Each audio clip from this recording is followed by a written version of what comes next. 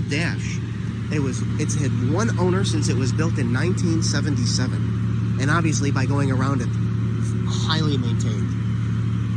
It's powered by a 327 Wind intake, Edelbrock carb. But one thing that I love, I'm going to go all over the place in this. One thing that I love is, of course, old school system on there, so it's a combination of some new, some old school, electric fan. Look at the black chassis down there that you see. The chrome there. It's got a Corvette rear end, independent Corvette rear end. Yeah, that's what it's called. You see there with the chrome. Dual coilovers in the back, rear disc brakes in the back. But the quality of this build,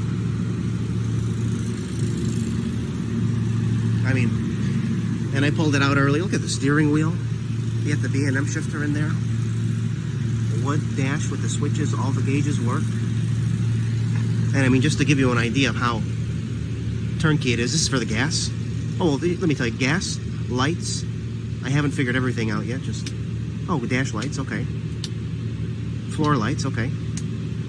I believe these are external lights. This is fuel pump, horn.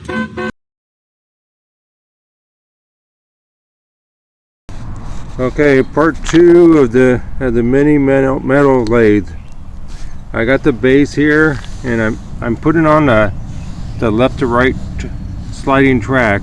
I got this idea from another YouTuber. They put an angle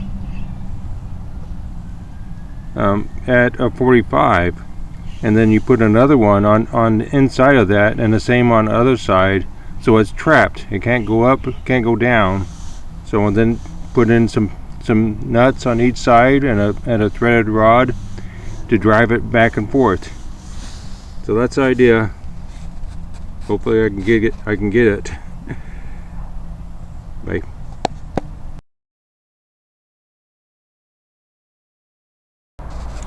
Okay, we're going at it again. So got this first one. The second one is cut. Haven't tacked it on yet, because I've got this cross piece to put on right here. This piece is really another piece I cut off exercise equipment, but it's a good dump. It's a box tubing. It's like like 1 1/4 inch by 3/4. 1 1/4 by 3/4.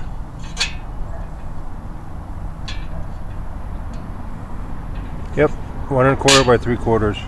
All right. Bye. Okay. I've been figuring out my threaded rod to put across there, and this is a rod that I had. It's 3/8 inch, 16 threads per inch. I says, oh good, it's not messed up at all. The threads are still good. I've had this thing for years, and I'm putting this on. I'm grinding that little weld down right there, not paying attention, and I hit the thread right above my thumb right there. You have to be really careful. Alright, so hopefully this will go better than what I just did.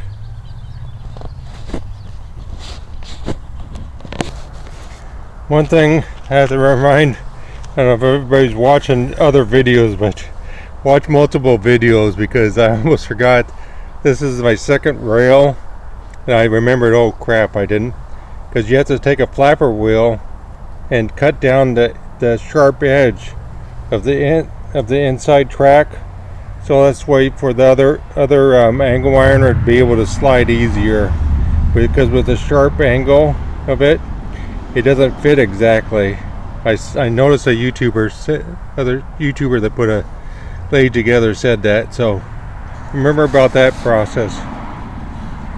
All right, bye. Check it out.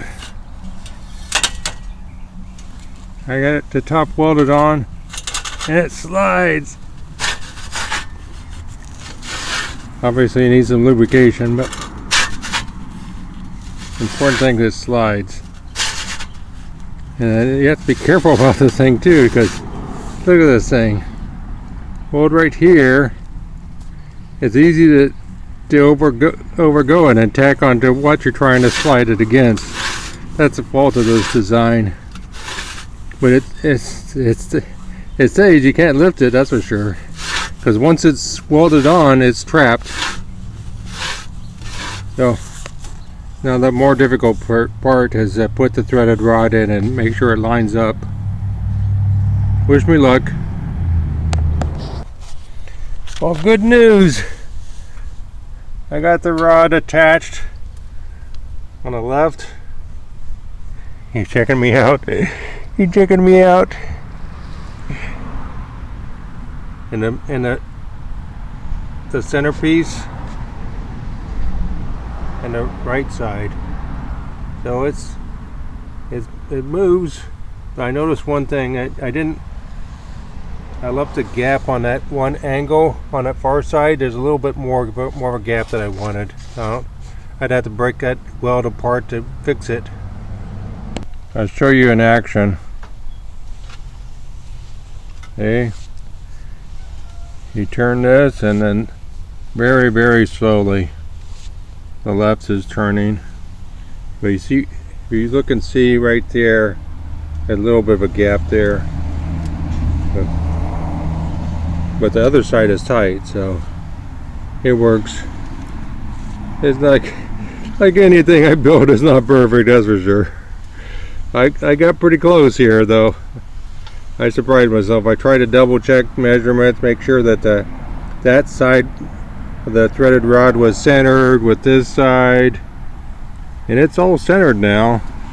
It's that one, it only takes one error, and then I had to grind down one of the threads because I got a little bit of weld splatter on that where I was welding the plate to this. But it's working. On to the next step. I've been thinking about what to do on the crank for my mini lathe, and all the pieces I cut apart.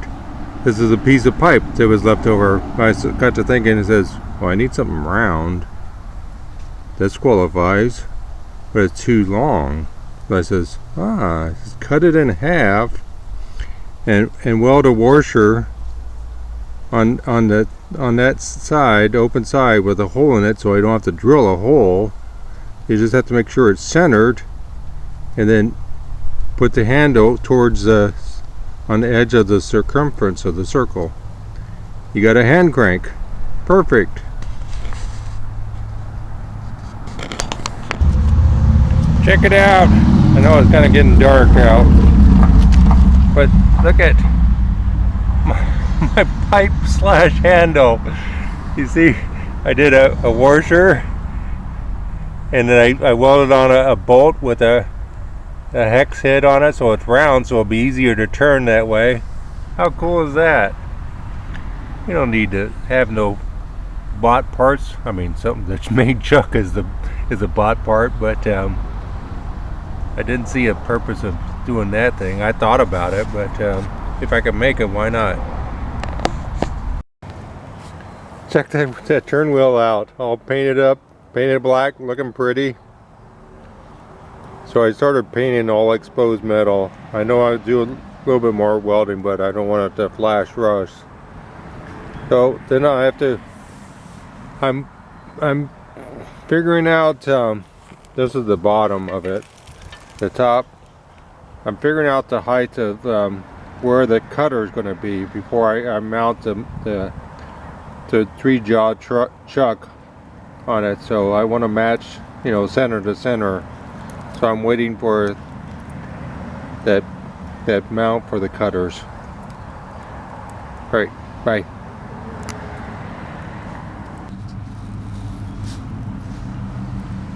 Well, this is a mount off of like a satellite, and I see, hopefully it'll turn out. I cut off that little piece right there, and I see the travel, you know, with another threaded rod going in and out on the slide. It would mount on the top right here, right there. And I'm gonna use some rib nuts or welded nuts and just make it so I could take it off. So hopefully it'll work out. Bye. Okay, it's the last day of January. This is my cross piece. I got the sides. I cut off the top to make them even, and I put the top on the inside. So I'm going to make this part, the slide part. So there's going to be a threaded rod with a crank to turn it back and forth right here. And this one, what I did was I welded a bolt onto that plate right there. But originally I was thinking, well, I'll just weld one right here in the center, right there. But I wasn't thinking, because that's where the rod's going to be going. So I'm going to have to figure out some other connection point right here. Well, that's where I'm at right now on this rainy day. All right. Okay, only did some work on this lathe. This is for the mounts for the bearings. So I'll have two of those, front and back. Well, I found out one thing, that shaft I was going to use is off a shock. It's a little bit larger than 5/8, so I think I'll go down to the hardware store and get a all thread. At least it'll be the right size. I thought about, well, maybe we should just grind it a little bit down, but I know me, it won't be accurate. It'll be offset one way or another, so I'm going to go with the all thread. Alright, I think this might be it, because this video is getting a little long. Alright, bye. Some progress on the lathe, on the metal lathe. I got the 5/8 inch all thread. Now I gotta get on the ball and the round plate, finish drilling holes. It's hard to drill that. That's why I hate drilling so much. They're all started, but the idea, I think, is the 3 holes on the 3-jaw chuck. I almost got those drilled, but I'm going to drill a center hole to fit this 5/8, so it'll fit in there, and then a weld on the outside, maybe both sides. Probably be better on both sides. But the whole trick is to get it, perfectly perpendicular. Hopefully I can do it.